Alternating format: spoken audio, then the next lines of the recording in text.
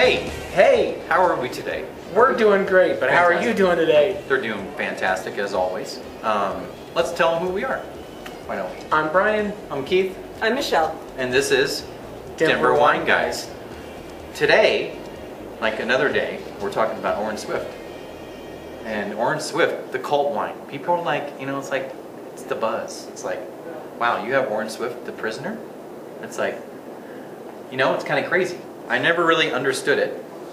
And Sarah's moving the water to wine jug, spit bucket actually. Sarah is with Water to Wine, and we're at Water to Wine. Actually, they let us film in their place, and it's watertowine.com/Denver. Derek and Sarah are here, and that's okay. You can just come in and move it if you like. It's all good. Derek said he's going to come in and grab a glass of wine. You know what? He's allowed to because he owns the place. So this is all about the prisoner, right, Michelle? Well, yeah, and this is a new release. This is 2007. I think this is the 4th vintage that has been made. It is a blend that's very, very versatile, but it's Zinfandel based. And we wanted to talk about Zinfandel in the summertime. Sometimes people think of Zinfandel as a heavy wine or winter wine, but in fact it's fabulous with barbecue. This is a good point, yeah. Barbecue meat, barbecue, Yep. Zesty barbecue sauces, Yep. and strong meats, pizza. Game meats. Yeah, sausage, spicier styles of meat. Works so well with Barbecue wine burgers. like this. But I think there's also a lot of people that would say, forget the food. That's a wine I could just drink all on its own. That's you. Well, That's who you like. You keep pointing that out, and maybe I'm starting to realize this.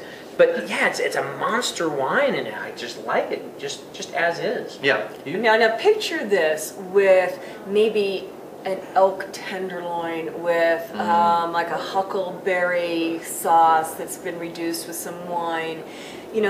Some berries and wine and game meat kind of thing. See, I was thinking something rich like hollandaise sauce, but you're right. A chutney would be better because it brings out the fruit, or it crosses the fruit in the wine. Right. Yeah. Strong wine, strong food. Right? That's the way I think of it. I think of barbecue. Well, I haven't tasted it yet, so. But it is Zin-based. Is it Zin-based? Yes, about 50% Zinfandel. And it's also got Syrah, Petite Sirah, Charbono, and Grenache as well. Charbono is actually, were you going to mention that real quick? I was just going to say, it's been talked about here recently and how it's a dying rate where you don't see it much anymore. It's coming. Even when it was, is it? I don't think so. It is in California. It's coming back. Well, I remember about 10 years ago, 3 producers, and I think it was Inglenook. Well, Inglenook did make it famous, but on the fine end of wine, Toffanelli does a single varietal Charbono. Exactly. Very small production. Yep. People know about it. They wait for the release to come out, and they get in line for it. Yeah. But this is that same Charbono. Yeah. And so this is Orange Swift. OrangeSwift.com is the website. And here I go with websites again. Michelle is with Wine Crew, so it's winecrewco.com. That's the company, local distributor that distributes the prisoner, Orange Swift. So when you go to your retailer, there's how many cases of the made prisoner? Less than 1,000, say? I haven't kept track of this vintage. I'll have to go back and get those notes. This is the 4th vintage? As best as I know it is. Okay. The 2003, 4, 5, 6, 7. Okay, 5th vintage. And the nice thing about this, looking at the sheet right here, is that it looks like the prices stay the same. Oh, absolutely. Yeah, which doesn't always happen. Not when you get the popularity behind a wine like this is. Right. And sometimes, and that's kind of a good subject, is sometimes I think wineries have to raise the price a little bit sometimes because there's only so much of it. And they want to keep it in the market a little bit longer. So how do you keep something in the market longer? Well, you raise the price. Supply and demand. It is supply and demand. And I don't think that's a bad thing. But it's nice that Dave Finney, he hasn't done that. The price is still the same. It's $35 suggested retail price. So you'll see it from probably like 30 to 45, I bet.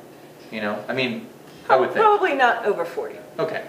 If you can find it in a retail store. Right.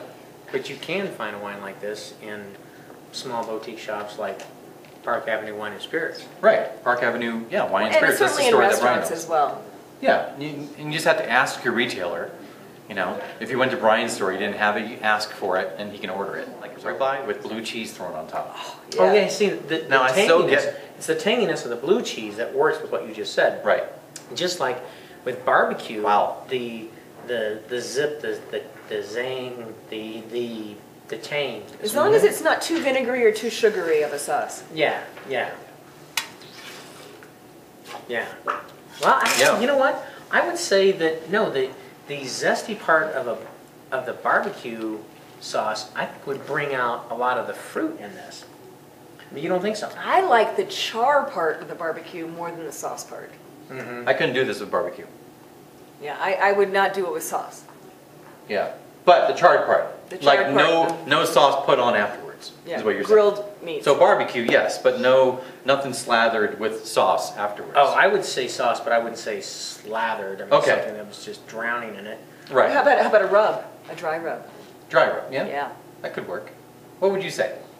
I just think just a kiss of a barbecue sauce, you know, that has that tang to it, because I think it brings out the fruit. Well, not that this thing really needs fruit to be brought out, because it's a monster on its own. It has that fruit coming out. But, I think it would work well with it. It's got a lot of herbs going on in it too. I'm getting like Well, almost the dry some rub sage. is a good call, without a doubt. Sage and thyme, and I'm getting some really good flavors there that remind me of like northern Italy. You know, where that Piedmont area where they have those braised meats again. I always go back to braised meats because braised meats are always so But complex. nobody's braising meats in June. Come on, guys. No, that's true. Because that takes inside, right?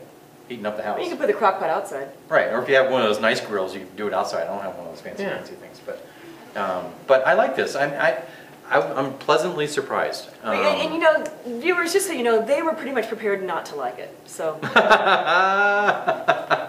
Well, she says that because the last time I had it was the vintage of 2005, and I was unimpressed. I thought it, and nothing against David Finney, but I wasn't impressed. And maybe and I don't know what the blend was then. I'm sure it wasn't the same exact thing. It does vary from year to year. You know? Yeah, it varies from year to year, and I think it had a big kickstart, had a lot of, popularity, behind it. Right. And then I think it had a slumped year, but because there was, well, okay, I know you would disagree. I know is I know that we run out every year. Yeah. I know, but I think the movement was so behind it. It was Sure. This Get animal, it. Right. And so where you thought the year was a little soft, it didn't matter. I mean, it still had this momentum. Oh yeah, I mean, Behind people wanted it. What do you think the alcohol content is? I would say it's high, like 15. No, 15.5 or almost 16. 15.2. 15.2. Yeah. But I like the wine overall. It's showing good structure. It has that. Once it's open a little bit, you'll really start to notice all the herbaceousness in it. You know, that thyme thing really comes through for me, and the sage thing really comes through. Really good fruit. I think it's there, but I think it's subtle. It is subtle, but I think mentioning with the foods we were mentioning before, I think that helps it pair with those foods. So I think it's pretty impressive stuff. I mean, so probably again $30 to $40 on the shelf. If you can find it, and you can find out on orangeswift.com if you can order it online. Sometimes they do that, but I kind of doubt for this one. He probably has like a club you can join, and you can probably get it shipped to you, when new vintages come out. So now we have to rate it. Why pay shipping? Yeah, exactly. Get it locally. Ask your retailer for it. Support the local store. That's right. So what are we gonna? Is it my turn to rate? Go ahead, Keith. I'll say 90 points. I'm gonna say the same. Are you? Mm-hmm. That's crazy. Mm-hmm. I'll say 92. For two reluctant guys, you're very generous. I'm still gonna say 90. If you I'm say gonna say 90 because it's there. It's right at that 90-point level. It's got solid structure. It's complex enough. It's coming through really nice as soon as we open the bottle, which doesn't always happen. So I think it's a solid 90 points. I think this is a Robert Parker wine. We all know what that means. 92 points? No, it just means big, over the top, lush, plush, Yeah. big. It has an influence on the wine market. So if you don't like that, don't buy it. Yeah, I mean, it's definitely that big style, so yeah, be careful what you pick up, and if you don't like it, I'm sure you have a neighbor that will, right? Give it to them. Don't throw it down the drain. Or call me. They won't, not at that price. So what else? I think that's it. I think that's it. Thanks, Michelle. Thanks, guys. Bringing Orange Swift. We Thanks, appreciate Michelle. it, the prisoner. And I'm Keith. I'm Brian. And I'm Michelle. And this is DenverWineGuys.com. Thanks, and we will see you again. Yummy. Cut.